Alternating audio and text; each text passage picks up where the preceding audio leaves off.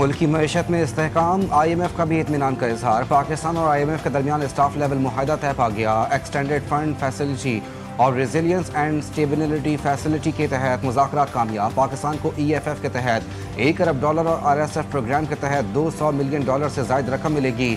आलमी मालियाती इदारे के मुताबिक पाकिस्तान में महंगाई में कमी, करंट अकाउंट मुस्तहकम, ज़र मुबादला के ज़खायर में इजाफा देखने में आया। मशरक़ वस्ता कशीदगी से तवानाई कीमतों में उतार चढ़ाव का खदशा बरकरार। हुकूमत का मुआशी इस्तेहकाम बरकरार रखने और इस्लाहात जारी रखने का आज़म।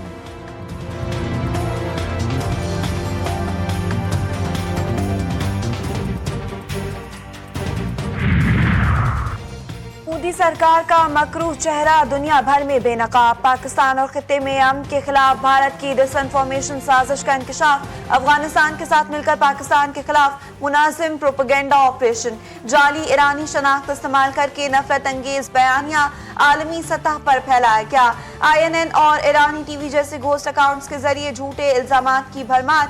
ईरानी शनाख्त रखने वाली दर्जनों अकाउंट्स भारत और अफगानिस्तान से ऑपरेट। साजिश का मकसद पाकिस्तान की अमन कोशिशों को सबूताज करना और आलमी बदएतमादी पैदा करना था। भारतीय अकाउंट्स और मरकजी प्लेटफॉर्म पर प्रोपेगेंडा कंट्रोल किया गया। तहकीकात में वाज़ेह। वादा करता हूँ ईरान अब कभी बहरी जंगी जहाज नहीं बना सकेगा। अमरीकी सदर की फिर खाम ख्याली। डोनाल्ड ट्रंप कहते हैं मिडनाइट हैमर ऑपरेशन के बाद भी ईरान ने एटमी सलाहियत पर काम जारी रखा। ईरान न्यूक्लियर मुआहदे को ख़त्म ना करता तो आज इसके पास एटम बम होता जो वो इसराइल पर इस्तेमाल कर सकता था। ईरानी सुप्रीम लीडर का कोई पता नहीं चल रहा। अगर वो जिंदा भी हैं तो बुरी हालत में होंगे। अमरीकी सदर ने वज़ीर आज़म पाकिस्तान को बेहतरीन शख्सियत करार दिया। शहबाज शरीफ ने कहा मैंने 30 से 50 मिलियन अफराद की जान बचाई, एटमी जंग से रोका। 8 जंगें रोकने के बावजूद कहा गया कि मैंने नोबेल इनाम का हकदार नहीं।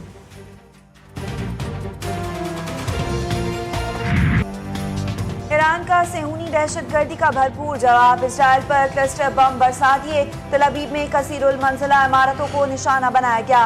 मिसाइल इसराइली फिजा में दाखिल होते ही सायरन बज उठे। लोग शेल्टर्स में पनाह लेने पर मजबूर। पाकिस्तान इनकलाब के खलीजी ममालिक में अमरीकी अड्डों पर भी हमले। कुवैत की अल शवीक बंदरगाह पर 6 अमरीकी बहरी जहाज तबाह करने का दावा। दुबई में साहिल और होटल पर हमले, कई अमरीकी फौजियों की हलाकत का खदशा। ईरान ने बहरीन में अमरीकी अड्डों को फिर निशाना बना दिया। रात गए बहरीन में जोरदार धमाकों के साथ आग भड़कती दिखाई दी और अफरा तफरी फैल गई। अबू धाबी में भी जोरदार धमाके की आवाज सुनी गई। इसराइल ने ट्रंप के जंग 10 रोज बंद के दावे हवा में उड़ा दिए। सिफारतकारी की तौसीशुदा मोहलत के बावजूद सेहूनी रियासत के ईरानी जौहरी सनती और तवानाई तनसीबात पर हमले। 2 बड़ी स्टील फैक्ट्रियों और 1 पावर प्लांट जौहरी तनसीब को निशाना बनाया गया। अस्फहान और खुजिस्तान में सनती मराकज़ पर मुतादिद तनसीबात तबाह, दर्जनों मजदूर शहीद और जख्मी। अब्बास इराक़ची का कहना है कि ये कार्रवाई अमरीका की पुश्तपनाही से की गई जो तौसीशुदा आखिरी तारीख से मुतसादिम है। नेतन्याहू अमरीकी वसाइल और उनकी जानों के खतरे में डाल रहे हैं। इसराइल को अपने जराइम की भारी कीमत चुकानी पड़ेगी। इसराइली और अमरीकी जंग में यमन भी शामिल। सेहूनी रियासत पर बैलिस्टिक मिसाइल दाग दिए।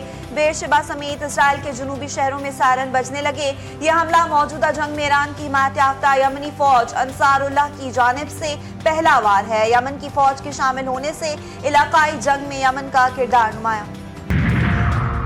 आबनाए हुर्मज़ में टोल वसूली का ईरानी मंसूबा नाकाबिल कबूल। ईरान आबनाए हुर्मज़ पर टोलिंग सिस्टम कायम करने का फैसला कर सकता है।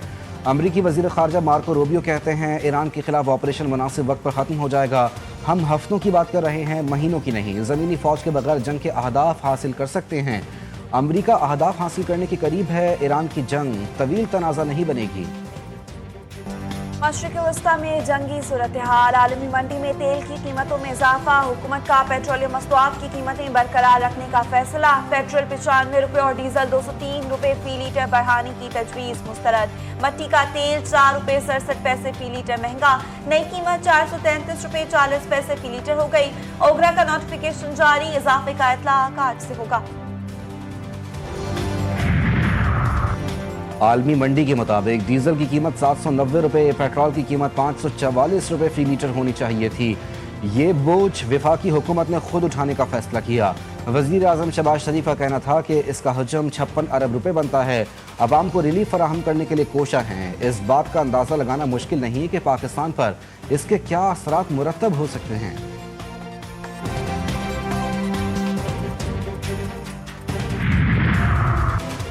कोशिश कर रहे हैं कि खित्ता और दोस्त ममालिक तबाहकुन जंग से निजात पाएं। वज़ीर-ए-आज़म शहबाज शरीफ का कौम से खिताब, कहते हैं खित्ते की सूरत हाल की वजह से बड़ी मईशतें भी खामोश तमाशाई बनी हुई हैं। पाकिस्तान दुनिया में अमन का ख्वाह है। ईरान और खलीजी ममालिक के साथ पूरे खुलूस के साथ गुफ्तगू की। फील्ड मार्शल आसिम मुनीर अमन कोशिशों की कामयाबी के लिए अहम किरदार अदा कर रहे हैं। ईरान और अमेरिका के दरमियान बढ़ती कशीदगी, पाकिस्तानी मईशत दबाव का शिकार, तेल और पेट्रोलियम मसनूआत की कीमतों में इजाफा, बिजली और खुराक के निर्ख बढ़ने का सबब, हुकूमत के तवानाई इस्तेमाल में कमी और वर्क वीक महदूद करके बचत इकदाम।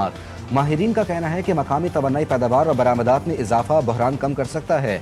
आलमी जंग के असरात से निमटने के लिए फौरी और तवील मुद्दती इस्लाहात जरूरी हैं। तवानाई की बचत के लिए हुकूमती इकदाम, पाकिस्तान समेत दुनिया भर में आज अर्थ और मनाया जाएगा। वज़ीर-ए-आज़म ने मुल्क भर में रात 8:30 से 9:30 बजे तक गैर जरूरी लाइट्स बंद रखने की अपील कर दी। तमाम सरकारी और निजी इदारों को भरपूर शिरकत की हिदायत। सदर आसिफ जरदारी कहते हैं माहौल के तहफ़्फ़ुज़ के लिए इज्तिमाई इक़दाम नागुज़ीर। पाकिस्तान मौसमियाती तब्दीली से शदीद मुतासरा ममालिक में शामिल है। मुल्क में महंगाई को पर लग गए, आलमी मंजरनामे पर होने वाली पेशरफ्त का असर पाकिस्तान में महंगाई पर भी पड़ रहा है। पेट्रोलियम मसनूआत महंगी हुई तो पाकिस्तान में टमाटर से लेकर बिजली तक सब चीज़ों की कीमतें बढ़ गईं। इदारा शुमारियात ने हफ्तावार महंगाई की अदाद-ओ-शुमार जारी कर दिए। मोदी सरकार की पॉलिसियों का तसलसल जारी, भारत आलमी तिजारती मैदान में नाकामी से दो चार। WTO कॉन्फ्रेंस में हिंदुस्तान ने अमरीकी शर्तें बगैर मज़ाहमत कबूल की। डिजिटल मवाद और सरमायाकारी सहूलत में वाज़ेह पिस्पाई इख्तियार। किसानों और खुराक की ज़ख़ीरा अंदोज़ी पर अमरीका की वफादारी के लिए शिकस्त तस्लीम की। माहिरीन के मुताबिक भारतीय मईशत तवानाई बहरान और करेंसी दबाव का शिकार है।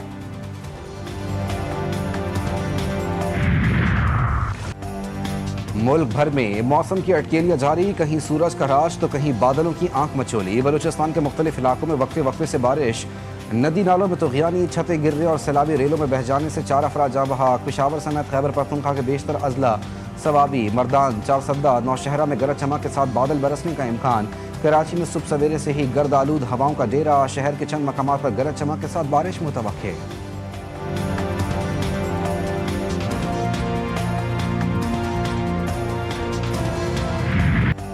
कराची में मुमकिन बारिशों से कबल निकासियात के इंतजामात फिर सवालिया निशान। शहर के मुख्तलिफ इलाकों में नालों की खस्ताहाली से शहरी तशवीश में मुब्तला।